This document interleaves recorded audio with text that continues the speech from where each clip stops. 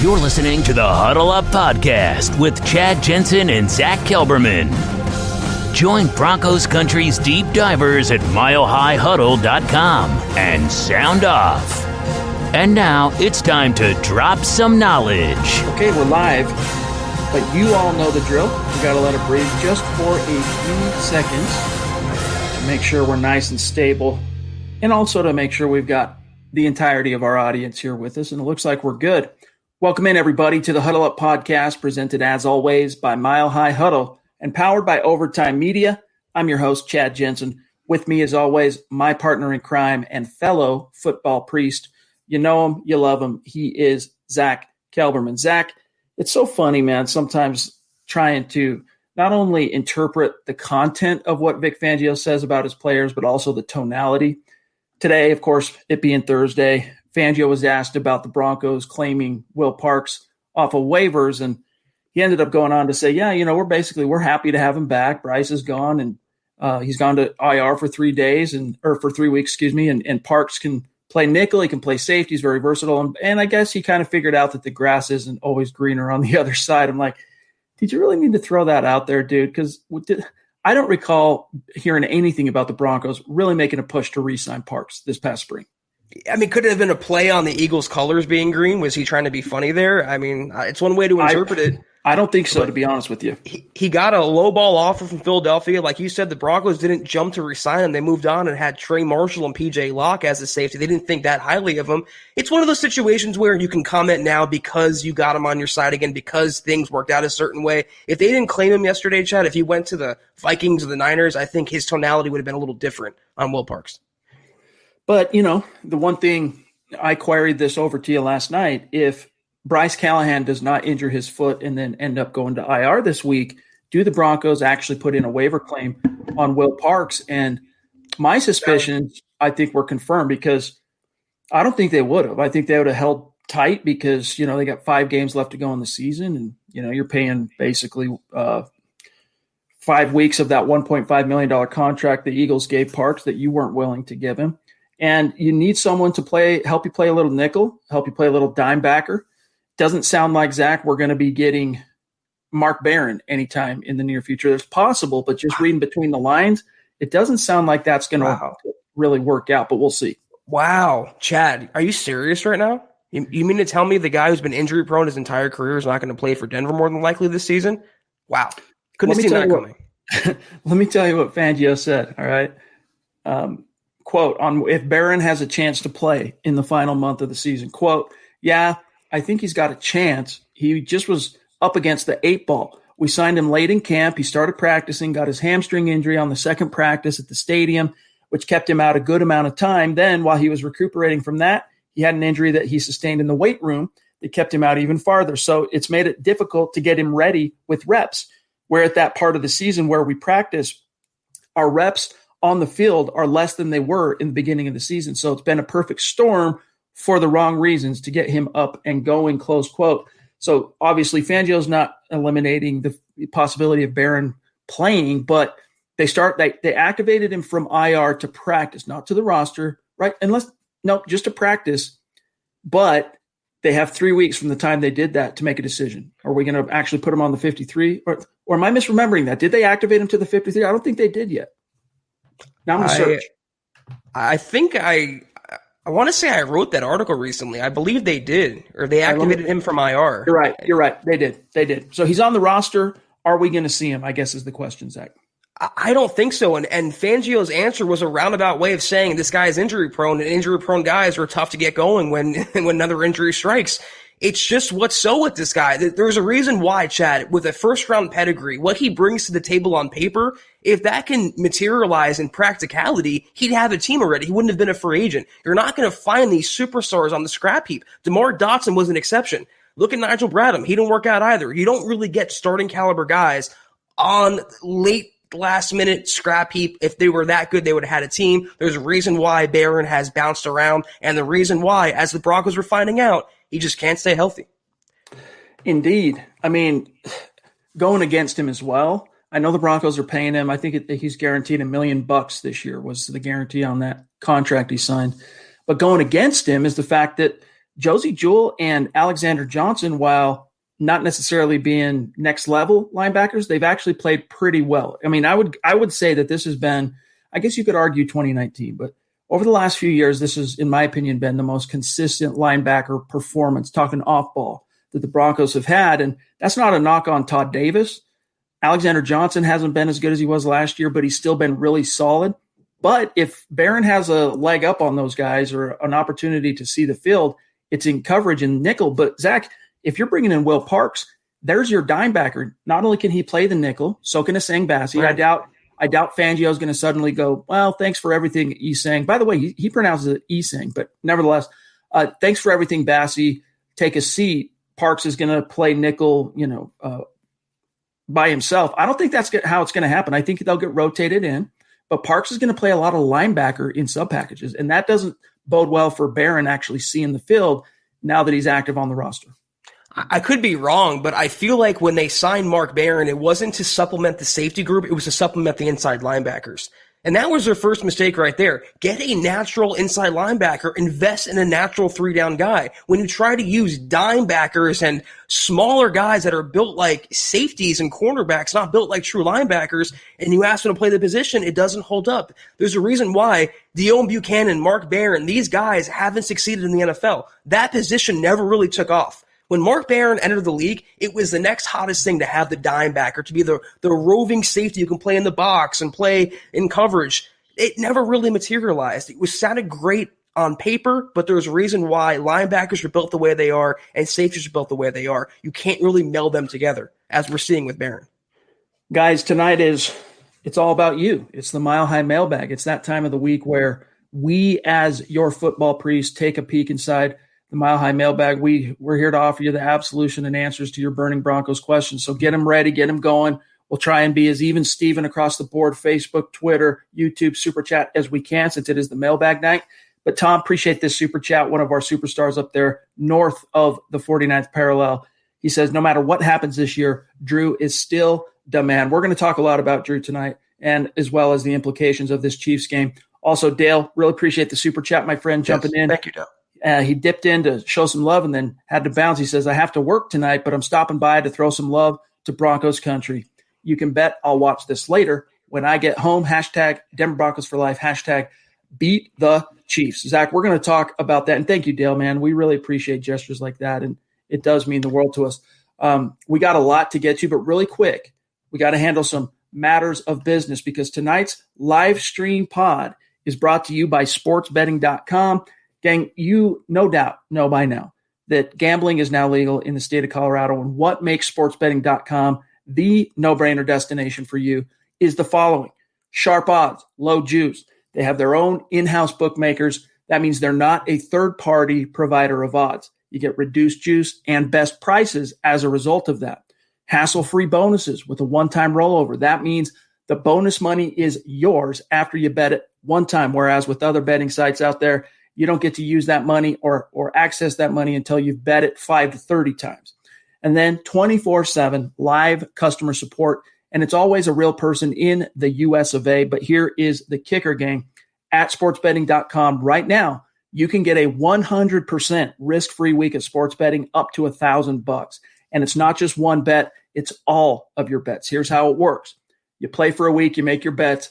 If your losses exceed your winnings at the end of the week, sportsbetting.com will cover 100% of the difference up to $1,000, and you can use that money after one time. You can roll it over. So head on over to sportsbetting.com/milehighhuddle. That is, again, sportsbetting.com/milehighhuddle, and capitalize on a risk-free week of sports betting up to $1,000. Now, gang, we know there's a lot on your mind tonight, so we're going to blaze through the matters of business. Just a reminder, follow the pod on Twitter at HuddleUpPod, the main account at Mile High Huddle, Zack Kelberman at Kelberman NFL, myself at Chad and Jensen. Gentle reminder as we enter the holiday season, head on over to huddleuppod.com and get your swag on. It's another way to support what we're doing here. Get a hat, get a football priest tee, get a hoodie, get a mug, get a face mask, little something for everybody. Shout out to our Facebook supporters. We love and appreciate each one of you. And it all adds up and goes a long way toward allowing Zach, myself, John, all the guys to provide you this content on the daily. And we have some really special plans coming here for our Facebook community, our official supporters on Facebook. So if you'd like to support us on the Facebook side of things, just go to the main page, facebook.com/Mile High Huddle. You'll see the big blue button, become a supporter. Click that. You are in like Flynn. And if you're not in a position to patronize the merch store or become an official supporter or be a Super Chat superstar, it is all good. We're just stoked and grateful to have you with us here tonight, or if you're listening after the fact as an on-demand podcast. But we do ask that you do these three things. Subscribe first and foremost. Like this video, especially crucial on YouTube and Facebook. Like this video. Do it right now. And the third thing is, if we're doing a good job for you, the litmus test, what allows Zach and I to know if we really are doing a good job, is whether or not you share this video or this episode out there on your social media. So share it out there. Help us continue to grow and reach new like-minded Broncos fans just like you. This is the Overtime Podcast Network. Broncos country, that was rough, but we got something here to brighten your day. Coors Hard Seltzer is not your average seltzer. Rooted in Coors' long history of sustainability, is a brand inspired by a generation that wants to do good in the world with a mission to restore America's rivers. Never before has it been so easy to make a difference, to make an impact. Coors Hard Seltzer is launching the world's easiest volunteer program. Whatever you're doing, by simply cracking open a can of Coors Hard Seltzer, you're volunteering, because our waterways are at risk. 80% of America's rivers are drying up. Through a partnership with Change the Course, Coors Hard Seltzer is helping to protect and restore America's rivers. Each 12-pack of Coors Hard Seltzer restores 500 gallons of fresh water to U.S. rivers and the communities that depend on them. The results? 1 billion, that's with a B, you guys, gallons of water restored to 16 river basins across the U.S., including the Colorado River. And that's just year one. You get 4 refreshing flavors, 1 cool cause. Enjoy naturally flavored black cherry, mango, lemon lime, and grapefruit. And the specs are in, gang. Coors Hard Seltzer is 4.5% ABV and only 90 calories. Chad, after the NFL did the Broncos dirty against the Saints, I'm so happy I have my black cherry Coors Hard Seltzer to lean back on. It's my favorite flavor. It always lightens my mood. It's the crisp, refreshing taste that I look for, and I'm so happy to have it on this football Sunday. Amen. So join the world's easiest volunteer program. By simply drinking Coors Hard Seltzer, you can volunteer to restore America's rivers. You buy Coors Hard Seltzer, you help restore 500 gallons of water into America's rivers. It is that simple. Visit CoorsSeltzer.com to find a Coors Hard Seltzer near you. That's CoorsSeltzer.com. For every 12-pack sold through 8/31/2021, Coors will purchase services from Change the Course to restore 500 gallons of fresh river water. Details at CoorsSeltzer.com. Celebrate responsibly. Coors Brewing Company, Fort Worth, Texas. All right, Zach. So one other thing is John, any questions or whatever you see in supers, get them queued up. But Zach, Fangio doesn't sound too bullish on the idea that Shelby Harris is going to play this week. I don't know if you saw his comment, just so everyone knows the score real quick. This is what Vic Fangio said in terms of, hey, how's Shelby looking? Because he returned to practice yesterday. How's Shelby looking for this week? Quote, as far as how he did in practice, quote, I thought he did good. He doesn't have his sea legs under him yet, but I thought yesterday was a good start, and hopefully it'll be a little bit better today, close quote. Do you think the Broncos are going to get Shelby back on the field? Well, I wrote up an article about Shelby Harris where he said the Broncos are hoping that he'll play on Sunday, and it's no longer about CV or no longer about Shelby Harris's health. It's about Shelby Harris's conditioning. And a lot of people don't realize even when you're healthy, when you're out of action for as long as he's missed the last 4 games, your body doesn't react the same way. You're thrown off your regimen, you're thrown off tune, and you have to get back into that. How I read Fangio's comments was, if he gets in a limited practice Wednesday, which he did, limited practice Thursday, limited practice Friday, he'll have a chance to suit up. And if he does, he'll be active. You have to play him. You don't have any other defensive linemen that are starting caliber. Shelby Harris is a great player, and you're facing the best offense in the NFL. So he'll play more than likely every down. I don't know about that, but to have him on the field is a huge boost, if only on passing downs in those situations. I just cannot imagine this defense going a 5th straight game without even one of their day one starters on the defensive line. I mean, crazy. You and I were talking about this. You just had an article that just went live at milehighhuddle.com touching on some of these topics, but you and I were just talking about the fact that in 3 of the last 5 games, the Denver Broncos defense has allowed 200-plus rushing yards. It's no surprise why. They're missing each and every one of their day one starters. Jarrell Casey, Mike Purcell and, of course, Shelby because of the virus. So if they can get him back, I mean, Shelby's not known, Zach, for being the, linchpin defensive run stuffer, so to speak, but he has improved in that area of his game, especially this year, quite dramatically. And as you said, I think just getting him back on the field will be a boost. Big time. If only for his pass deflecting capabilities, Chad, what he brings to the defense. And he really is a talented player. And he was having a great season before he contracted the virus. So I'm excited to see him out there on Sunday night. I think he will be, but I don't think in a full starting capacity yet. Appreciate the super chat here from Corey Christie, a name that we do not recognize. So welcome. Welcome. Thank you, my friend. We really appreciate it. He says, love the show. I got the Broncos plus 20 on Sunday. Can they cover? So the official spread, according to sportsbetting.com, as of today, I reached out to him today to make sure there weren't any additional updates to this that I might have missed. It's 14 points, and that's brutal. So maybe the Broncos do end up losing by 20 points. I don't think so. I think this is going to be a little bit tighter game. It doesn't necessarily mean that the Broncos are going to win. I know, Zach, way back before all the crap storm hit, and I'm talking way back preseason time, off-season time, actually, you predicted the Broncos beating the Chiefs at Arrowhead this year.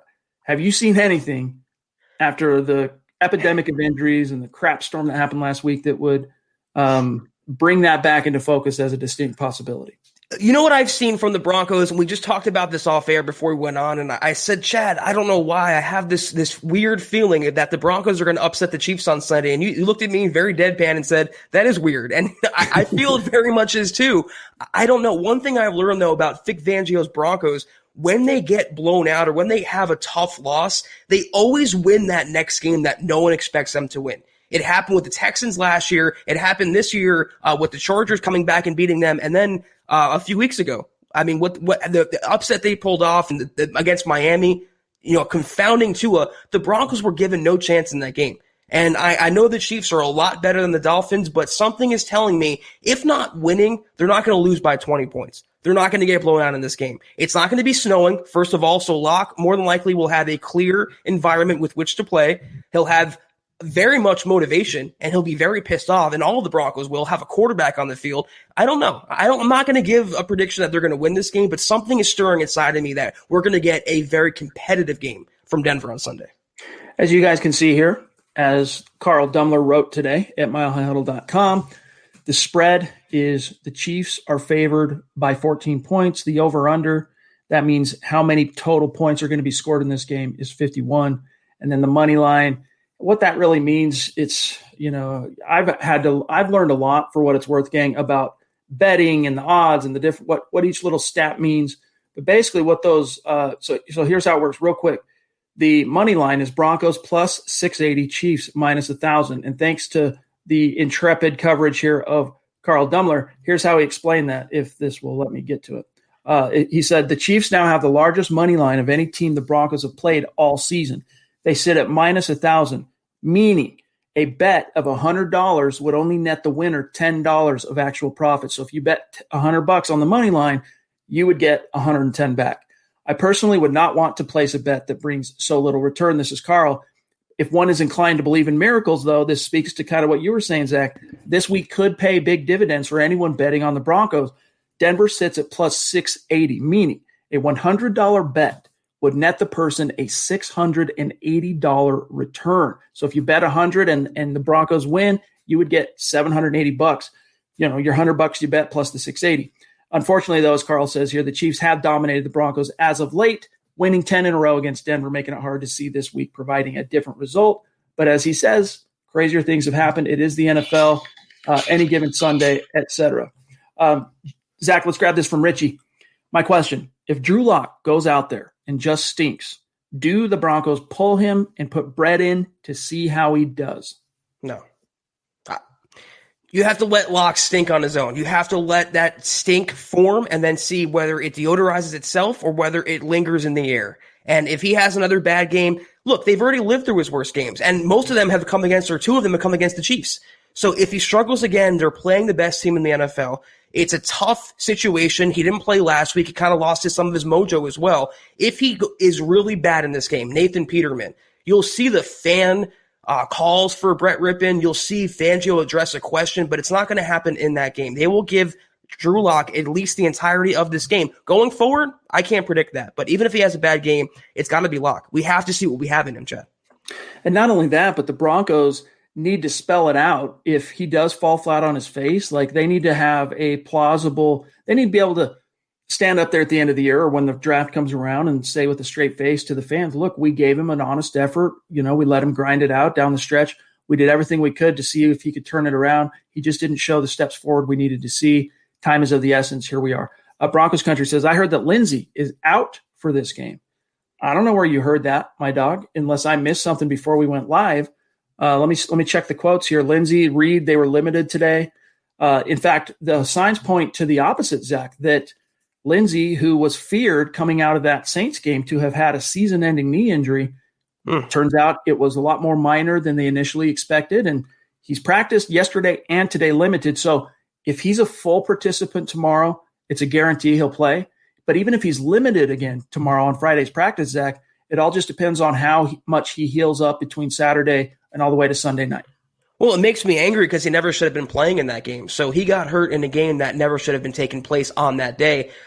I think he will play knowing Phillip Lindsay. I mean, the guy played a day after getting cleared from a concussion. He's as tough as nails. He's a gamer. He's everything you want in a football player. As long as he's on his current track. If he's limited tomorrow, he will suit up Sunday. His usage, though, with his injury and with Pat Shurmur being the play caller, you never really know. But I think, gun to my head, he does play Sunday and probably plays very well knowing him. This is the Overtime Podcast Network. Kenneth Booker, bona fide superstar, needs no introduction from us. He says, if Fangio was my dad, I would run away. LOL. It's funny he says that because at a couple of different points this week, the last 2 weeks, Zach, Fangio has referenced being a father in terms of kind of relating it to how he views the mistakes some of the young guys have made, including Drew Lock last week. But yeah, Fangio, he's very much a tough love guy, and it's never good enough. I mean, look at it's one of the things you see from like kids of high achieving kids who are kids of high achieving parents is, you come home with an A on the test and your parents are like, oh, that's cool, but could have been an A+. You're like, dang it. Come on, can I get some props, mom and dad? What do I got to do here? Fangio, day one, he walks into Dove Valley and he goes, Von Miller, really good player, but I think he can be even better. We're talking about at that point a 7-time Pro Bowler, All-Pro, Super Bowl 50 MVP. He's like, nah, he can be better. He's one of those dads that's like, yeah, thanks for doing all the great work you did in the backyard. You built my fence, you mowed the lawn. Could have been better. Maybe start on the front yard now. He's that kind of coach. Yeah, it's like you came to him, Dad, I got a 96% on my spelling test. Why not the other 4 points? Why not the full 100? And you know what? I understand the carrot and the stick, but you have to keep the carrot at least within reach, within reasonable distance. When DeMarcus Walker has 2 sacks in a game, and that's a guy who's been very much criticized, what did he do? He criticized his run defense. I understand the tough love approach, but when you don't even throw your players a bone, nor back them publicly, different subject, but the quarterbacks, Chad, when you're speaking out against your players and you don't even acknowledge what they do in a positive way, they're going to tune that out. You're going to be viewed as another McDaniels, another Mangini, another Belichick wannabe who's impossible to satisfy. And Chad, would you want to play for that kind of guy? I interpreted Kenneth's question, run away from him, not being scared because I want to get away. I don't know if it's what he was saying, like run away from home if he was my father. That's kind of how I would feel. Isaiah jumping in on Facebook. Good to see you, Isaiah. Appreciate you being with us here tonight, my friend. He says, can you see Will Parks playing nickel and Bryce Callahan becoming the other outside corner for 2021? Gang, I would be absolutely flabbergasted if the Broncos re-sign Will Parks in 2021. Maybe they do, but let's just pretend they do. Just for a second, for the sake of Isaiah's question here, Zach, Asang Bassi is a nickel. Bryce Callahan can play nickel. I think the Broncos like Callahan on the outside in base, and they want to, kick him inside during sub packages. But the increased emergence of Bassi this season has kind of allowed them to keep Callahan more on the outside as the season is worn on. So I think Will Parks. And this was one of my, it wasn't a disagreement by any stretch, but Luke Patterson of MHH, of course, one of the co-hosts of Mile High Insiders, he was very, very keen when word broke that the Eagles had cut Will Parks, of bringing him back to Denver. And I just said, well, I have a hard time seeing a place for him. Not that I wouldn't want him, not that I don't think he's a solid DB, but because the Broncos let him walk. A, there's a reason why they let him walk. We can get into that more as the show goes on. B, you've seen Asang Bassi really blossom and emerge. Like, he's got some work to do in coverage, but he's been surprisingly stout in coverage, and he is a sound tackler, and he makes plays at and behind the line of scrimmage. So where does Will Parks fit into this? Well, we got our answer when Bryce Callahan ended up going on injured reserve, Zach. You know, I wanted to say this on yesterday's pod, but I didn't get time to say it. You can look at the Will Parks addition, though, as maybe some insurance against Justin Simmons and his future and his contract coming up. It seems like they want to target a safety. I'm not saying Will Parks is the future, but there's a reason they brought him back beyond just his locker room fit. And even Fangio said he didn't really have much of a reason beyond he's a good locker room guy and the grass ain't always greener. I think they're maybe positioning themselves and seeing what they could have in that secondary if the worst should strike next year, if they move on from Boye, if they move on from Justin Simmons for whatever reason, if they want to tag him as opposed to giving him a contract. Do I think Parks returns? No, but I do think regardless next season, the Broncos invest more in the safeties. And Kareem Jackson, Chad, he's not a spring chicken either, and he's pretty expensive. So you take away Simmons' contract, you take away Kareem Jackson, who do you have back there? I think they're going to want to start stacking safeties now, starting with Parks, just to kind of get those ducks in a row. That's my take on it. All right, we got one here from BNS. He wants to know, by the way, happy birthday to your kid. You said it's his birthday or his birthday. Do you agree that if the O-line keeps Drew clean and the pocket comfy and Pat Shurmur brings a balanced but aggressive game plan, that Locke has a very good day? Oh, and no turnovers. So, Zach, yes, if the O-line keeps Locke clean, check. If Shurmur brings a good game plan, check. And there are no turnovers, I would guarantee Drew Lock has himself a day. But those are three very big ifs. I mean, those are all three things that really have to click, and it's hard to count on that with just how up and down this offense has been all year long. If I found $1 million on the floor, I'd be a millionaire. I mean, all the ifs in the world, it'd be great, but what are the chances all three of those things can align? And they all go hand in hand, though. You keep Drew Lock clean, you can have a better game plan. You keep him clean and upright, he won't commit turnovers more than likely, hopefully. That's what we have to see. We have to see the Pat Shurmur we saw in the fourth quarter of the Chargers game and the Pat Shurmur and Drew Lock we saw in the Dolphins game. It doesn't have to be overly aggressive, but take your shots, get the ball in your playmakers' hands, and use the running game to your advantage. If they can do that, who knows? All right, we got one from a bona fide superstar. We love him. This is Mike Evans, and he is a ardent, steadfast, dedicated member of this community and listener of the show. And we love you, my friends. Good to see you.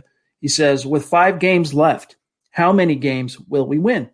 Appreciate y'all. All right, let's take a quick look. I'm trying to remember exactly the order of these 5 games. So I'm just going to pull it up real quick. Chiefs this week. It's week 13. It's Chiefs. Then we go to on the road again to Carolina for week 14. Then it's back home. The Broncos taking on the Bills. That's going to be tough. Then it's week 16 at the Chargers. That's winnable. And then home against the Raiders. And the Raiders, man, they're just not the same team the Broncos played even 3 weeks ago, right? So what's your answer for Mike in these final 5 games? What do you see the Broncos finishing? Well, all these games were winnable, first of all, even Sunday's game against the Chiefs, as the Broncos have always played the Chiefs tough traditionally, even though it hasn't showed up in the box score. Carolina, I'm not scared of. Obviously, the Raiders and the Chargers, I'm not scared of. The Bills would be tough, but didn't the Titans beat them a few weeks ago? And the Broncos took it down to the wire with the Titans, and they should have beat them. So in a roundabout, 9 degrees of Kevin Bacon way, they could be competitive in every game, Denver. I mean, if it all stems, as you know, and probably you're going to say, it all stems on the offense. Can they win all 5? Sure. Will they lose all 5? Probably not. I think they win 2 or 3 more, but the difference in those games is going to be the offense, not the defense. They had the defense to hold any team at bay. It's Locke and Shurmur and the offense doing enough to either win a game or lose a game. So here's what I'll say. I'll give Mike a definitive answer. I see week 13 as a loss, right? I see week 14 as a pick'em toss up. So I'll go ahead and say that's a winnable game. I don't disagree with you, Zach, that on the surface these are all winnable. Don't get me wrong. I'm just trying to be pragmatic for the sake of the question. So that's 1 loss. I see week 14 being winnable, so I'll just go ahead and say 1 win. So that's 1-1. Bills, I'm just going to, you know what? The way they played the Dolphins, as you said, the way they played Tennessee early, they win that game if they get better coaching in week 1. I'm going to say that one's winnable.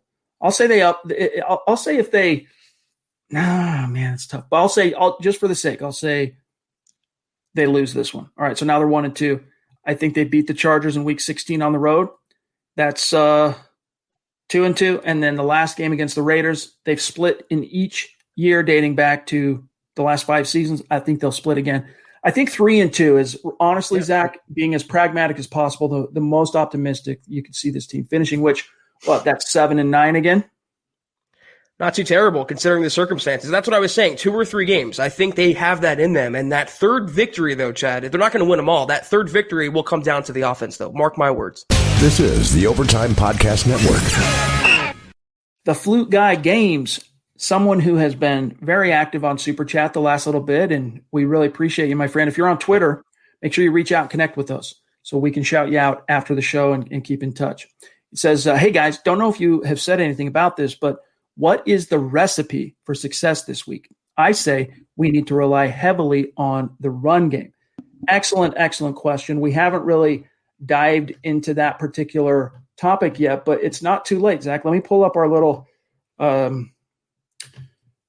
do they call it? The release packet here that we get each week from Broncos PR. Let me pull this up real quick. All right, let's just take a look. And I don't do this to make you guys eat your hearts out, I should say, with envy of the Chiefs. But let's just take a quick look here. Chiefs are number 1 in every major statistic except offensively, except rushing, fumbles lost, and red zone. They're surprisingly middle of the pack for red zone. That is a shocker, Zach. Meanwhile, defensively, the Chiefs are top 10 in points per game. They're only allowing 21.6. Interceptions, they have 12, so they're very opportunistic, and it's no surprise why. It's just like back when Peyton Manning was the Broncos quarterback. You get out to a bunch of leads, teams have to throw, it creates opportunities for picks.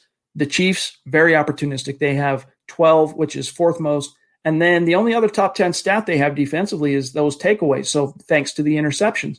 So the model, I think, Zach, I'll start with one, and you touched on it in that article that you were writing up here. But the Denver Broncos, one of the keys to success here, I'll start with, is stopping the run. If they can limit the Kansas City Chiefs and prevent them from just running roughshod, I think that is going to help them a lot. And also, it really comes down to the Denver Broncos protecting the football. If they don't turn it over like they did in the last Chiefs matchup, they can hang in this because they held Patrick Mahomes to 0 for 8 on 3rd down. Look at that green, though, for the Chiefs. It's just crazy how good their offense is. It's a behemoth. It does start, to me, on offense. I'm confident in Fangio defending the passing. I don't want to say confident, but I think he'll do enough where it won't be a 500-yard game for Patrick Mahomes. Their rushing attack with Clyde Edwards-Helaire and Le'Veon Bell, it really hasn't been the monster I thought it was going to be. That team is still very much flows through the air. So that's what's there for Fangio. I think he can do a good job containing him. I mean, last time it was 200 yards, Chad, and a garbage time touchdown for Mahomes. That was as bad of a game Mahomes is going to have. And if the Broncos had any semblance of offense, they could have maybe won that game. So again, it starts on offense for me. We could talk about the defense right now, but getting the running game going, keeping Mahomes off the field. When you chew up the clock, you chew up first downs and convert touchdowns, not field goals, touchdowns, you keep them on the sideline. That's how they have to win this game. The same approach they took against the Dolphins, not exposing Drew Lock and not hiding him either, leaning on the run game, but taking your shots. It's doable. I agree. It is doable, but they just, for whatever reason, and this is a sign of a young team, and it's a sign of a not a well-coached team, and that is in the big moments, they play it. What's a good way? They melt down, they crumble. I mean, there have been a few exceptions to that, like the Dolphins game, but for whatever reason, the Chiefs are the 800-pound gorilla, and it's not just Drew. Drew, we've talked about it on the show ad nauseum, this emotional complex that Drew has with the Chiefs because he grew up as a fan of the Chiefs and he's a true son of Missouri and all this stuff. Well, the Broncos themselves as a team have really struggled. You know, it's almost like when you psych yourself up and you really get up for a battle like that, but you end up pressing and overdoing it. They just need to play with poise play smart, play disciplined, don't turn the ball over. And Fangio's defense, odds are, even with the personnel losses, losing Bryce, and I still think that they can hang with the Chiefs if they don't turn it over. David Kilgore, man, very generous. Wow. Very generous super chat, my friend. We really appreciate that. And, you're one of the guys that's been a big part of this and has contributed mightily to the growth of MHH, especially on YouTube. So we love you, my friend. It's good to see you. We still think that profile pic, it's one of our favorites. So keep rocking it, my dog. We love you. He says, if Denver truly does lose out, what do you guys see happening to Locke? Will we look at a quarterback in free agency or draft one? So lose out, I think what he means is like if they lose all 5 games, I don't think that's going to happen. But if they did, it would be really hard to overcome that negative momentum if you're the front office and say, look, we tried with Locke, we gotta go a different direction. But I don't think that's how it's going to play out, Zach. I think you'll see this team finish around 7-9. Best case, absolute best case scenario, 8-8 this year. And if that happens, that means you had a strong finish. You had another 4-1 finish coming out of that debacle last week. And that's enough to say, hey, look, it was a mulligan. This was a mulligan year. We're not coming off Locke as our guy. We're going to continue to invest in Locke, and this is our final rodeo. John Elway contract year, not a contract year for Drew, not a contract year for Vic, but because it's a contract year for Elway, 2021 really represents the kind of do or die, put up or shut up window for this team. If they do go and look to replace Drew, though, to answer David as directly as possible, I think it would be the draft, not free agency. Yeah, I'm with you on that. I don't believe they're going to lose 5 games in a row. They're not going to lose out. They're going to have some success. And if the Broncos do end up winning 3 games, maybe 4, like we mentioned, it's going to be because Locke, more than likely, Locke helped that process along the way. But I want to see, Chad, let's say they lose 4 of the 5. I want to see how they lose. Is it because of Locke? Is it because Melvin Gordon fumbled? Is it because the defense fell apart? Is it because of injuries? There's so many variables and factors. Nothing is ever cut and dry.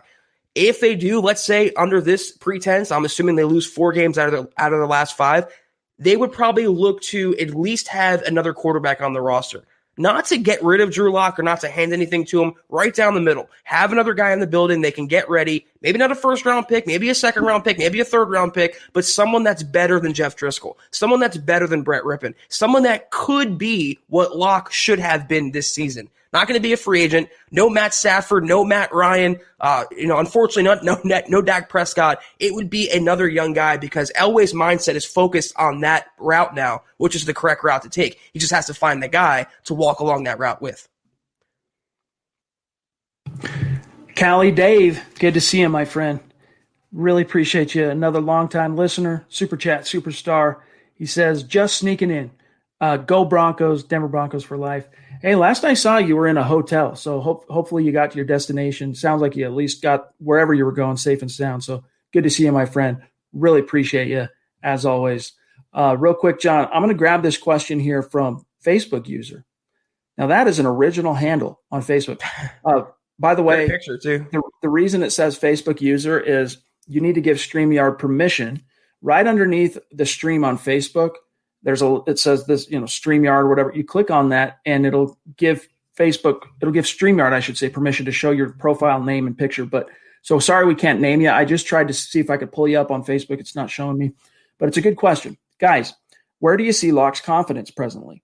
He's had some of his worst games recently and has sabotaged the Saints game, even though he was trying to get some additional QB film time.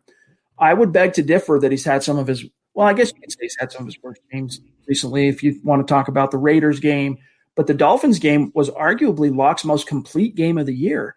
So I would say that he's actually got more momentum, even though that faux pas from last week, that wasn't something that happened on the field. That was something that was, basically outside of football. So I'm more inclined to say his confidence is probably right where it needs to be. And if anything, Zach, he's got some righteous anger, some righteous indignation that he's looking to, make a statement this week if he can. Now, it's not easy to make a statement against a team like the Kansas City Chiefs. I mean, they are as elite as it gets, but I'm not too worried about his confidence right now, to be frank with you. I'm not either. And the last taste of Locke I have, which is a weird sentence to say out loud, but the last taste I have of him is that Dolphins game. He didn't play in the Saints game. That game didn't even exist to me for all intents and purposes. That was the outlier to end all outliers. He played well against the Dolphins, and that was, like you mentioned, great point, his most complete game. He did not win until the Broncos were in a major hole. He did not win until the fourth quarter. It was a really good effort from everyone on offense, from Shimmer to Locke to the offensive line to the running backs.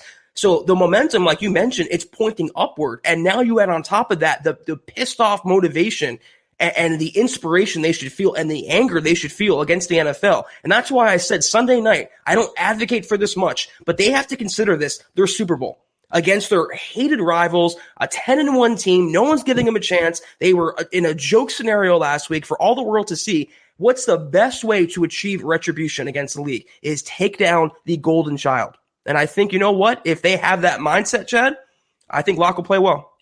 Cleanse that palate, baby. This is the way to do it. By the way, Dave, I'm notified here from John, from our friend Callie Dave. He's been in a hotel for a month because of his move. That's right. He moved to the East Coast. So thanks for the clarification reminder. Dave, love you, buddy. Based Gase jumping in. Good to see you as well, my friend. Just a guy that has been consistent as all get out lately, supporting the pod. So appreciate you, my friend. He says, the Chiefs have lost one game this season. In it, they scored 32 points. The Broncos have scored 32 points or more just once this season versus the Jets. Hey, man, yeah, it is what it is. It's a David and Goliath type of matchup. But you know what? Drew Lock was drafted to beat the Chiefs. And this is where he needs to prove whether or not, show us some progress. Even if you can't beat the Chiefs this week, I mean, it's been a really topsy-turvy season. Show some progress. Bring it down to the wire. Last year, well, actually, let me put it this way. Vance Joseph's last year as the head coach, the Broncos lost each game to the Chiefs by a single score, and they should have beat him in the first matchup if Case Keenum does not throw a just off-target ball to a wide-open, streaking Demaryius Thomas. It does, man. It's still stuck in my craw. But Vance Joseph showed more sign of recognizing how to limit Pat Mahomes and Andy Reid than Vic Fangio has in his 3 matchups thus far. However, one thing going against Fangio is the outlier that is 2 of the 3 games he's played the Chiefs have been snow games. And it's not because that's not necessarily something that has affected Fangio's defense as much per se, but in terms of competing as a team, those snow games really affect a young offense and a young quarterback who just so happened to play his first 2 games in the snow were those 2 snow games. So I'm inclined not to read too much into the fact that Vic Fangio, by all appearances, has been farther away from competing with the Chiefs than Vance Joseph was. But nevertheless, this is the game where both Fangio and Locke, even if it's in the loss, shows to Elway and the front office and the fans and the media, we're a lot closer than you think. It's exactly the point I was going to make. I'm not even saying they have to win this game to make a point or to prove that this or that. At least be competitive. Don't get blown out. Don't get run off the field. Don't get laughed off a primetime stage. Don't become a meme like they were this past week with Kendall Hinton at quarterback. Go, and I want to say go toe for toe with Patrick Mahomes, but how hard is that? How many quarterbacks can do that anyway? So for Locke, if he just can keep the game into the fourth quarter, if he can match a touchdown drive, like you said it so perfectly, take a few steps back in this game without taking a few steps forward without taking one back. That's all I want to see. Bama X jumping in. Good to see you, my friend. By the way, if you're on Twitter, reach out. I've tried to find you on Twitter to tag you, but there's Bama. I mean, it's a ubiquitous name, right? There's a million Crimson Tide fans out there, so I can't find you. I'm actually expecting a decent game from Locke, says Bama X, against KC. No, not a game where he throws it 40 times, but I feel like he's going to be efficient this week. Hey, man, like we said, he's got good momentum as far as on field. That first 2 series against the Dolphins were sketchy, right? He throws the pick on third down on the opening possession, 3 and out on the second. But after that, man, he galvanized, played poised, played smart, fed his playmakers. The offensive line played their hearts out. So if he gets a complimentary contribution from his teammates too, man, all bets are off. The thing is, though, and not to sound like a Locke apologist, but him being efficient on Sunday starts not with him. It starts with the game plan and the play calling. If Shermer dials up 50 passes, it's not efficient. If you throw the ball around the stadium expecting to be another Pat Mahomes clone, you're going to get blown off the field. He has to put Locke in situations where he can use his arm to make plays, or his legs, as the case may be. That doesn't mean 3rd and 12, 3rd and 11. It means 3rd and 2, or preferably not third downs. Keep moving the chains. Run the ball. Get the playmakers the ball in their hands. Philip Lindsay, if he plays, which he will. Melvin Gordon, Noah Fant, Jerry Jeudy, KJ Hamler. You have the talent. Just don't make Locke throw it 50 times. Have a smart game plan and keep him out of bad situations. That's how you make Locke efficient, Chad. All right. From Mark Langley, good to see you, my friend. Appreciate you as always. Talk about a superstar. He says, "What's up, my guys?" What's up to you as well, buddy? Good to see you. Appreciate you, Mark. We are at 43 minutes, so we're getting close here. The Queen jumping in from the top rope. Christy, just, again, another cornerstone member of the MHH community. She designed a shirt that sold like hotcakes, the Mile High Huddle Heart shirt. Guys, go check it out, huddleuppod.com. Browse, you'll see it. And just everything she means to this site, this brand, this community is just, it's off the charts. So we appreciate it. We love you, Christy. And she says, "Love to Broncos country and my priests. Hope you guys have an amazing night." You as well, Christy. Thanks for everything you do. We do love you, Christy. Thank you. Shout out. All right, let's see here, John. I'm looking at the back end of things, and you're 100% right. I'm right there on Kevin. Oh, you got one. You got a, looks like a super sticker coming through. Stu Meat. There he is, number one. Appreciate you, my friend. He loves the super stickers because he hits the emoji, right? And this is the only way for us to show you the emoji, because StreamYard, when we show the super sticker like a super chat, doesn't translate it. So appreciate you, Stu Meat. What is that? Is that a raccoon? Is that a fox? I think it's a fox. A cat? I think it's a fox. That's my interpretation. Big head and a big paintbrush. Indeed.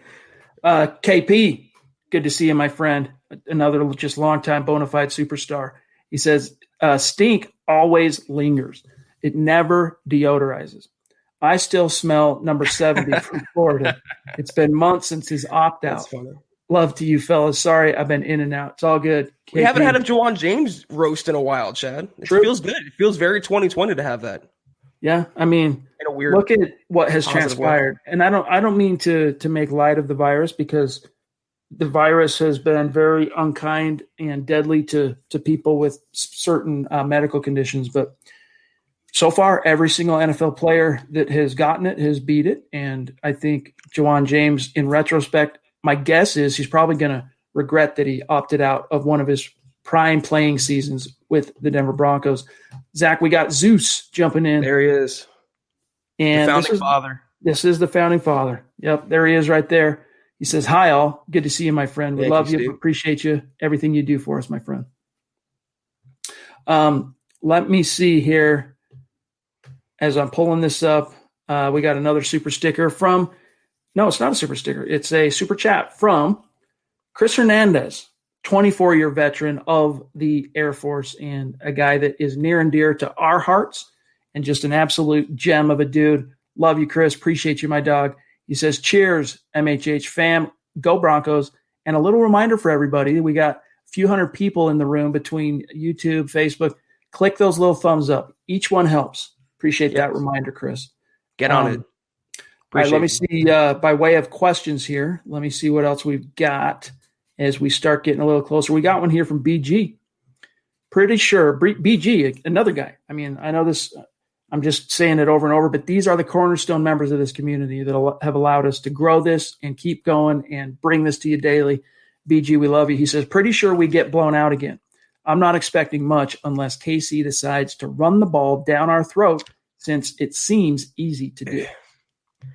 It's a really interesting point, because we talked about that, and my last article I just published on milehighhuddle.com, it's surprising to me that in 3 of their last 5 games, I didn't realize this, the Broncos have allowed at least 200-plus rushing yards. They actually rank 7th worst in the NFL against the run, and which is in such sharp contrast to what we saw last year, where after Mike Purcell came in and after A.J. Johnson came in, they were stout against the run. And I realize Purcell's absence has something to do with that, but Chad, it jumped out to me how bad they are and how they've been this year against the run lately. No getting around it. And last year, I want to say there was one game they gave up 200, and it was that the Titans. Was it the Titans game? No, it was the Jaguars game. Excuse me, week 4. Yeah, Fournette. They went over 200 as a team. Good but times. then they, as you said, 2 weeks later, it coincided with actually one game later. So that was week 4. Week 5, Fangio goes, what am I doing? Shelby, you're playing defensive end. Right. You're playing the 3 and the 4 and sometimes the 5. Tech, we're bringing in Mike Purcell to play the 0 and the 1, play the nose. And by the way, take a seat, Josie. We're bringing in Alexander Johnson to play next to Todd Davis. And suddenly the run was stuffed. Alex jumping in. Alex Salazar, a new name to Super Chat. I don't recognize this name, so welcome. And thank you, Alex. In a different universe, Rodgers at 30 years old or Mahomes now playing under center for Denver Broncos. Great pod tonight, guys. I don't know about that, Alex, but thank you for the support. And Zach, it's interesting he brings up, I think we know why he's got Rodgers and Mahomes on his brain, because Vic Fangio today was asked, hey, is there any quarterback you've seen in the modern era, basically, I'm paraphrasing here, that is similar to Patrick Mahomes? And the only name he threw out there was Aaron Rodgers. I thought the question was, would you take Rodgers at 30 or Mahomes at quarterback for the Broncos? And I'm thinking Mahomes, I don't care how old he is. I'm taking Mahomes any day. Love Aaron Rodgers, but Mahomes is just a different kind of beast. And there's those comparisons out there, but they have a long way to go before you enter that rarefied air justifiably, Chad. So Rodgers and Mahomes are who they are for a reason. BG jumping in again to say 1 or 2 wins, I'd say, at best. So he's saying Broncos best case scenario is 6-10 this year. We'll see. Time will tell, my friend. Time will tell. It is the NFL, though. All things are possible any given Sunday. Stu Meat jumping in with another super sticker. Appreciate you, my dog. Love you. Really means a lot to us. I want to see it. I think it's the same one. Oh, okay. I think it is. I could be wrong, but James Moss jumping in. Thank you, James. Good to see you, my friend. With everything going on, no matter what happens, football is just a game. Just want to wish everyone a healthy, happy Christmas and a new year. Love to everyone, and go Broncos. It's true, man. And that's a good, it's a good point. Football is just a game, but where it goes beyond is how it brings everyone together, right? Think about this. The depths of the shutdown from April through, I'll just say June-ish, July, when we didn't know if we were going to get sports back, period, in 2020. Man, it was like manna from heaven, just having the Broncos in the building and then just having, training camp taking place. And then finally the season comes around and they actually kick off and everyone exhales. And it's not just because we care so much about what happens on the field, Zach. It's that it brings us all together. It gives us all a common cause. Yes. If I had a nickel for all the connections I've made just through not just the sports media business of covering the Broncos, but friendships, true, genuine friendships, the community, people I've met here that have come to us through the community at MHH, and then what I've seen from members of the community who have found each other and become close friends and gone on to do their own things, like the guys over at the Mile High Roundtable podcast, Christy and Mundungus and Glenn and Adon, things coming together. And it's just, football is just a game. We shouldn't take it as too seriously, too much to heart, but we should also celebrate how it does bring us all together and give us common cause and something to really rally behind.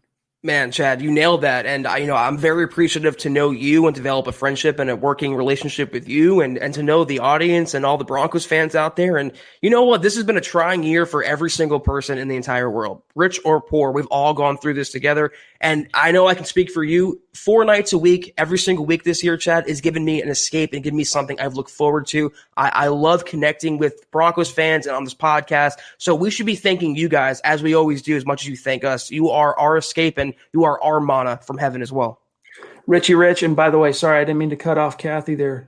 If you still have Kathy, throw her on, John, real quick. I just want to say hey to Kathy. She says, preach, Zach. Good to see you, Kathy. Richie says, hey, guys, what do you say? What say you that the major issue with our team on offense is that we do not have our identity? Thoughts? I think we should be a run first. Yeah, that's definitely a big issue. I don't know if it's problem number one, but Pat Shurmur, something Zach and I railed against, I should say, for the majority of this year, threw Drew Lock out there like it was Peyton Manning, throwing 40 times a game. At a certain point, you just have to have the wherewithal to recognize how to put your guys in the best position. And in so doing is where you find and land on your identity. And they just haven't been able to do that. I mean, you figure that you got 2 Pro Bowl running backs. That should be your identity. That should be your linchpin. That should be the fulcrum of the offense. Hasn't shaken out that way. And that's one of, along with play calling and management, that's one of the biggest blights on Pat Shurmur's Broncos resume, Chad, is not forming an identity and not having that out of the gates. And it's so funny we get this question because after the Broncos upset Miami, I tweeted they won this game because I think they finally found their identity. And that is a running team. That is a stout defense that uses Locke as the cherry on top. They sprinkle Locke in there to make enough plays to help them win. But their biggest their bedrock is their defense and the running game, and why Pat Shurmur took so long to figure that out. And also Vic Fangio, he as the head coach to instill the identity. We're going to play really elite defense. We're going to run the ball down your throats, and we have a young quarterback with enough weapons where we can do some damage. That should be their identity. And it's no coincidence they finally won a legitimate game against a good team because they found that and used that. Yep. Preach, my friend.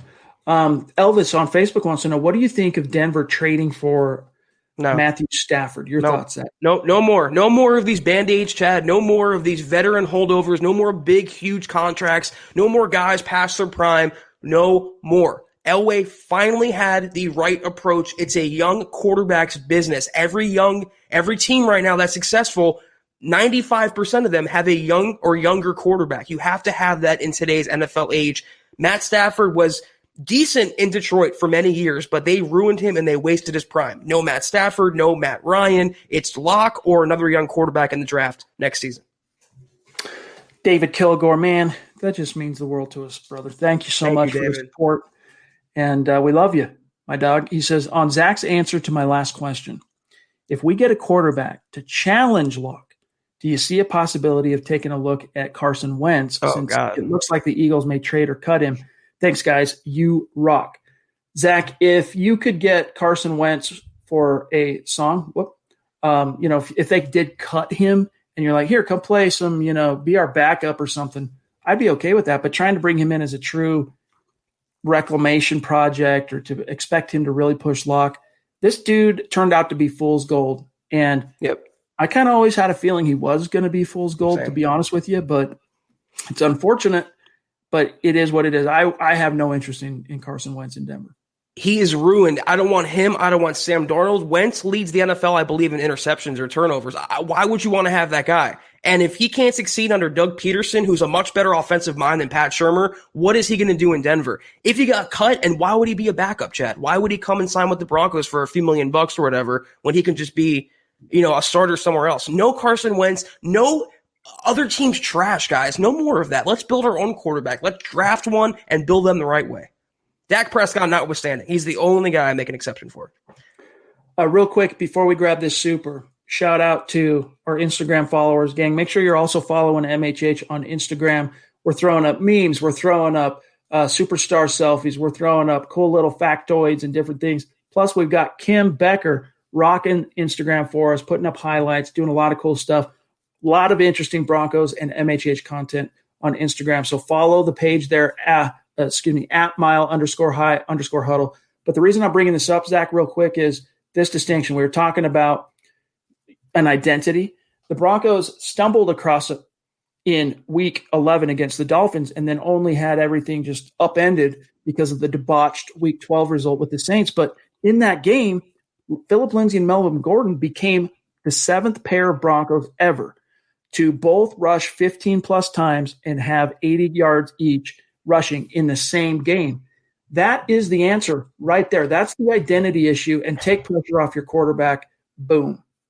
But did we need a stat to tell us that? We've been saying this for months now. How come the offensive coordinator of the Denver Broncos, who's been a head coach twice, does not realize that? It should be a running team and a run-first team to set up the pass.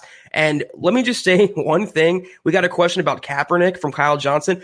I have a better quarterback of playing – I have better quarterback, better chance of playing quarterback in Denver than Kyle Kaepernick. That's definitely not going to happen. Yeah, Colin that has nothing to do with whether we think he's good, whether we think politics, any of that stuff. We know what Elway thinks. We know what Elway, we have a good beat on probably what Elway thinks. I mean, this is the guy that testified in the suit that Kaepernick had against the NFL for blackballing him against Kaepernick. So very slim chance. All right, John, BNS, love you, buddy. He says, I'm so happy for 72, for Garrett Bowles getting paid. He is solid, and unlike Clady, he's literally never hurt 60 games. He is also a great dude off the field. Hashtag Crow Pie. Oh, man. Bowles News Service, BNS. We went back and forth on YouTube a little bit. I know you're a big Garrett Bowles guy, BNS, and you know what? I have eaten crow, and he's the only guy on this roster from this year. I'm not eating crow for Simmons, not eating crow for Melvin Gordon. I will, if you want to send me a crow pie, I will eat it on camera. I will have some whipped cream. I will have a fork. I will go to town on it if you send it to me. Great season, worth the contract. Let's let him keep it up now and earn that money. Knock on wood. Just make sure you brine that bird first before you send it. Crow can be very tough. I'll take it however you send it, to be honest. Antonio Aragon jumping in. Good to see you, my friend. He says, happy to catch the pod. I can really see Locke coming out on fire and making a statement in this game. Hashtag Broncos country. I could see it too, but just be wary, all right, W-A-R-Y, of wishful thinking, because this has been a season where just all bets are off. I think it's possible. As I mentioned earlier in this pod, I think his confidence is okay right now. I don't think it's really in question. And I think he has a chance to use this emotion and the anger that he felt over last week to his and the Broncos' advantage. But I've been wrong before. I didn't expect to see Locke regress in the ways that he has this year, even though, he's bounced back. It's been a quintessential 1 step forward, 2 steps back. I'm tired of seeing the 2 steps back. I want to see the 1 step and then the 2 steps, 3 steps. Pretty soon you're leaving it in the dust. It's all in the rearview mirror, and you have arrived. And that was something that, that Pat Shurmur spoke to today. And it's not that Zach does not share complicity for the frustrations we have over Drew Lock apparently showing regression and whatnot at different times this week. But he said today, let me pull this up on Drew Lock, the next 5 games, quote, I think this is Shurmur, quote, I think each week he's just got to get better in everything that he does. I think he gets more and more consistent with everything that he does, then it'll show itself. I think that's where he's at. He's a young player. He's kind of a rookie plus player right now. This is a tough league. You get challenged every week. You got to step up to it, play well, and improve, especially at this stage of his career that he is at. So basically, I'm echoing Pat Shurmur, and I'm not saying this to take any onus off of his complicity in Drew Lock not taking the steps forward that he should have, but that's where Drew's at. He's got to take it upon himself to say, look, no more 1 step forward, 2 steps back. It's just forward marching from here on out. Zach. Yeah, and like he said, every game is big for Drew Lock. Not this game because it's Kansas City, not because of what happened against New Orleans. Every game for a young guy who's still unproven and the jury's still out on is a young game for him. And listen, don't hold your breath of Locke having a statement game or some huge explosion against Kansas City. More than likely, they're going to lose this game. I'm just being honest with you guys. More than likely, he's going to throw for some middling numbers, 250, 2 touchdowns, 1 interception, something like that. But it's what he shows and what the Broncos show, win or lose, that I take my analysis from, that I judge Locke on. I want to see, like you mentioned perfectly, him take those 2 steps forward and nothing back. Not one, not a crawl, not a moonwalk, nothing backward, only forward. That's what I want to see from Drew. No moonwalking backwards, Drew. You heard it here first. Mohammed, the male model of MHH, rocking the swag. Jumping in with a very generous super chat. Love you, buddy. Appreciate everything that you do. He says, I agree with the Dragon. We have to be competitive. I'm tired of losing to the Chiefs. Hashtag let's go. Appreciate you, Mohammed. Let him hate. Let him hate indeed. John, let me grab this one from our friend Black Knight over on Twitch. He says, we need a smart game plan. A smart game plan is something that our OC does not have in his playbook. I don't know. I'm with you in terms of the spirit of what you're saying, the frustration of just how inconsistent and mystifying some of his games have been this year, Shurmur. But we have seen him, show some competency. That game against the Dolphins where they pulled out the pulling guards in the running game and all that. We need to see more of that against the Chiefs and throw them off balance. You know what? After that Dolphins game, we saw what they could be capable of. We saw what's in their playbook. Now it's on Pat Shurmur to call those plays at the right times. And when he can do that, the Broncos offense can be something. I would have agreed with this premise before the Dolphins game, but after that, we saw a glimpse of what they could be, even without Courtland Sutton. And I want to see more of that going forward. All right, guys, our last one, and then we got to dip out. We just crossed the 1 hour mark. From KP, appreciate you, my brother. He says, Zach, I'll send my pie to Chad's, and I trust he will get it to Maryland. Where do I send Mark Langley's pie? We knew when we drafted 72, he was raw. Yeah, Mark Langley, we had a lot of fun thanks to Mark and KP and everyone else. He was an easy mark, and we always did it in good humor, and we never really meant anything by it, but it's just great to see him turn the corner. I think everybody in Broncos country, including us, as media, you have to be willing to be critical when it's not going the way it should be going, and we call it out when we see it. And let me tell you though, no one was more happy than Zach and myself to see Garrett Bowles get that contract after playing the way he played this year. I mean, we'll eat the crow all day long because it's nothing but good things for the Broncos. And, I think at least I have this reputation of being overly critical and hating everything. I praise so many Broncos players. I praise so many of their games and what they do in games. And Garrett Bowles, though, wasn't very praiseworthy. And I'll always call it like it is. He was hurting the Broncos for 3 years. He finally got it together, and he finally justified that contract. And I'm happy for him. I'm happy for him, but I'm happy because when he does well, like you just hit on, the Broncos do well. It's good for the Broncos. And you and I both want to see that. So happily eating that crow. All right, guys. Thank you so much to each one of you for joining us tonight, spending some time with us live. If you're listening after the fact on demand, we have about 13,000 people on Apple Podcasts alone that are subscribed to the show. We love each one of you as well. Appreciate you for supporting us and listening to each and every episode. That doesn't mention Spotify. That doesn't mention, iHeart or Stitcher or CastBox or any of the other platforms. Our audience has continued to grow and show up for us, and we appreciate each and every one of you. Yes. We want to connect with you, though. We want to keep the conversation going outside the live streams and outside each episode. One of the ways to do that is connect with us on social media. First thing to do is follow the pod on Twitter at HuddleUpPod, and then the main account at Mile High Huddle, and then connect with Zach and I individually. Zach Kelberman at Kelberman NFL, myself at Chad N. Jensen, and then our producer, John Kay, who works really, really hard to keep the wheels greased, so to speak, here on these live streams. For each and every podcast, he's in the stream and doing what he does in the community. And so you want to connect with him on Twitter at John K. MHH. And then don't forget, head on over to the merch store, huddleuppod.com, get your swag on. If you're on Facebook, you want to become a supporter, support what we're doing here at MHH, click the button, you're in like Flynn.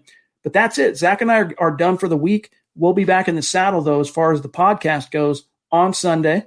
We'll come to you live for the Rapid Reaction halftime stream and then the gut reaction. So until then, Zach, I want to send it over to you to sign us off and everything. Don't forget you got Dove Valley Deep Divers tomorrow night, Mile High Insiders on Saturday.